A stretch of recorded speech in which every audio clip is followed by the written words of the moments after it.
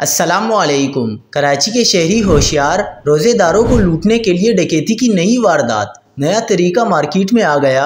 अफ्तारी देने के बहाने घर में घुसकर डकैती की कोशिश, मियाँ बीवी जख्मी हो गए। क्या आप हालात हाजरा से आगाही हासिल करना चाहते हैं?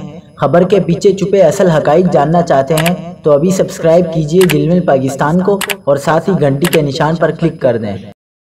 आपको बताते चलें कि औरंगी टाउन के इलाके में खातून समेत 3 डाकुओं ने अफ्तारी देने के बहाने घर में घुसकर लूट मार के दौरान मुजाहिमत पर फायरिंग कर दी, जिसके नतीजे में मियाँ और बीवी जख्मी हो गए।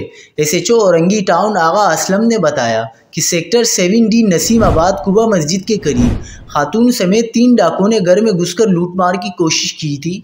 इस दौरान घर के मकीनों ने मुजाहिमत की तो डाकुओं ने मार्बल के फर्श पर गोली चलाई, जिसके टुकड़े लगने से 51 साला वाहिद अली और उसकी अहलिया 48 साला हिना जख्मी हो गए।